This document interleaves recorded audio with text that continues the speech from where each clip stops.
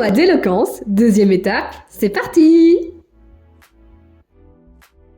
Bonsoir à tous, je m'appelle Margot et pendant ces 2 minutes, je vais vous présenter les différentes activités qui occupent mes journées.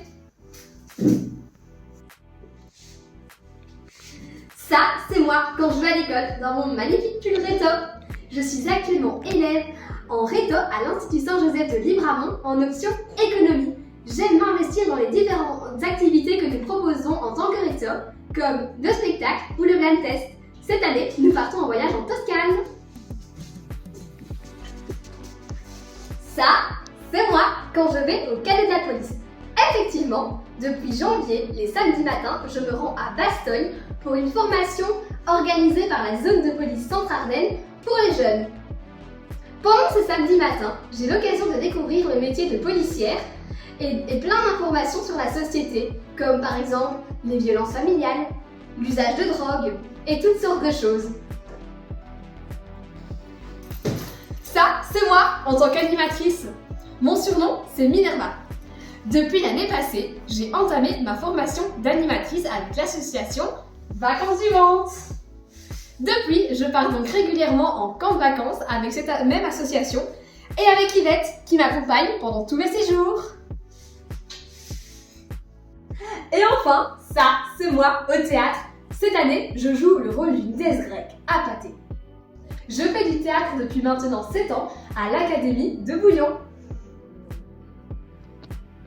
Et enfin, me voici tel que vous me voyez sur scène. J'ai décidé de faire ce concours avant tout pour rencontrer de nouvelles personnes, mais aussi car c'est l'occasion pour moi de faire entendre ma voix et je pense qu'il faut profiter de cette chance. Merci pour votre présence et votre écoute. Quel avenir pour notre pays? Quel avenir pour ma famille? Quel avenir pour moi-même et peut-être pour mes futurs enfants? Et cet avenir, moi je pense qu'il dépend avant tout de vous. Mais pourquoi? Parce que c'est vous qui allez créer l'avenir de demain. Comment? Via le pouvoir des urnes. Effectivement, chacun d'entre nous a un droit, que dis-je, un devoir de vote. Pourtant, chaque année, nous entendons la même chose lors des élections. J'ai pas envie d'y aller, de toute façon, ça sert à rien. Le même discours que l'on entend en boucle, chaque année. Et peut-être que vous y avez déjà pensé. Alors, on se pose une question. Le droit de vote doit-il rester obligatoire? Bien évidemment qu'il doit rester obligatoire, et je vais vous expliquer pourquoi. D'abord, c'est un principe de base de la démocratie. Certains d'entre vous vont peut-être me dire « Mais est-ce vraiment démocratique d'obliger les gens à aller voter? C'est quand même une obligation. » Bien évidemment que c'est démocratique, car c'est ça qui assure notre liberté à chacun d'entre nous. Ensuite, je pense que cette obligation d'aller voter pousse le citoyen à se renseigner sur la politique. Peut-être que la politique ne vous intéresse pas. Mais je pense qu'on ne se rend pas assez compte de l'importance de la politique dans notre monde. Effectivement, la politique est fondamentale, car c'est elle qui influence plein de secteurs dans notre société, comme l'enseignement, la sécurité, l'économie. Alors bien évidemment que la politique est importante. C'est même la pièce maîtresse de notre fonctionnement. Ça pousse les gens à se renseigner et donc à en découvrir plus sur leur pays et à devenir des citoyens responsables, actifs, critiques et solidaires. D'autre part, le vote est un moyen de s'exprimer. Effectivement, cela paraît bête, un petit bout de papier, mais c'est grâce à ce petit bout de papier, messieurs, dames, que vous pouvez vous exprimer. Montrer votre accord, votre désaccord avec certaines idéologies. Par exemple, je pense que les personnes qui font le choix de ne pas voter font quand même un choix, car c'est qu'elles estiment être d'accord avec n'importe quelle idéologie. On peut aussi parler du vote blanc. Certains me diront certainement « Oui, mais si je vote ou que je n'aille pas voter ou que je vote blanc, c'est la même chose. » Pas vraiment. Pour moi, ne pas voter, c'est faire le choix de ne pas s'investir et d'accepter quoi qu'il advienne. Voter blanc, c'est montrer son désaccord ferme avec toutes les idéologies et montrer et mettre en évidence le fait que vous ne vous voyez dans aucun parti. Et c'est à travers ce vote aussi que nous pouvons lutter contre certains fléaux de notre société, comme l'extrême droite qui monte en flèche. Aller voter et voter pour un pays qui n'est pas extrémiste est un moyen de lutter. Et aussi, je pense que le vote obligatoire responsabilise le citoyen. Chaque citoyen est actif dans la vie politique. Car le citoyen se renseigne, le citoyen apprend, le citoyen découvre la vie politique.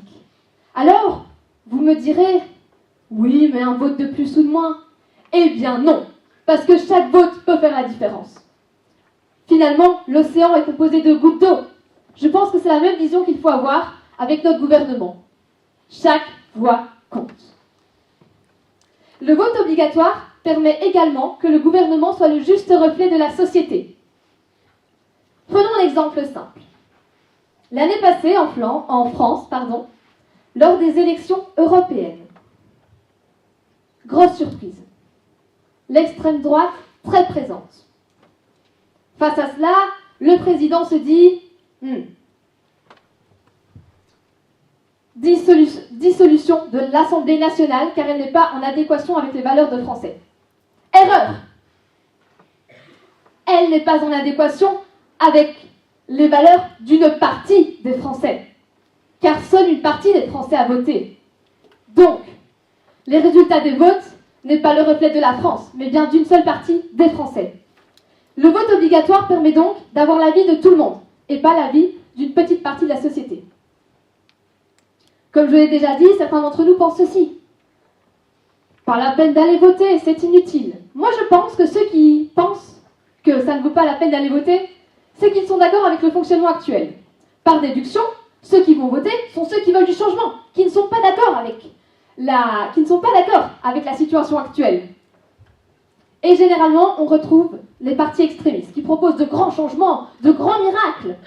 Donc forcément, si le vote n'est pas obligatoire, nous avons plus de chances d'avoir des partis extrémistes qui montent en flèche. Et je pense que c'est important de se rappeler que rien n'est acquis. Tout peut changer. Donc même si vous êtes d'accord avec le fonctionnement actuel, c'est important de quand même aller voter. C'est important que cette obligation de vote soit conservée afin de pouvoir garder ce fonctionnement actuel et que nos droits restent en place. C'est important de garder les droits pour lesquels nous sommes battus. Ensuite, le citoyen, grâce à cette obligation, s'est renseigné, a découvert des idéologies, connaît le fonctionnement de la Belgique. Tout ça amène le citoyen à faire un choix, à s'investir, à prendre des décisions, à réfléchir. Et là, grâce à cette obligation de vote, tous les citoyens sont plus responsables. Le peuple connaît le fonctionnement du pays et peut prendre une décision et voter pour un parti pour lequel il se reconnaît. Et c'est là que nous avons enfin un gouvernement qui reflète parfaitement la société. C'est pourquoi je pense que cette obligation doit être conservée et est un principe qui assure notre liberté à tous et à toutes. Je dirais pour conclure que le vote obligatoire nous rend libres, permet de se renseigner, est une manière de nous exprimer, nous rend plus responsables et surtout, le vote est une chance. Je pense qu'il faut en prendre conscience. Et ce n'est certainement pas les habitants de Corée du Nord qui vous diront le contraire. C'est pourquoi, utilisez cette chance et je serai ravie de vous voir au bureau de vote lors des prochaines élections. Je vous remercie pour votre écoute.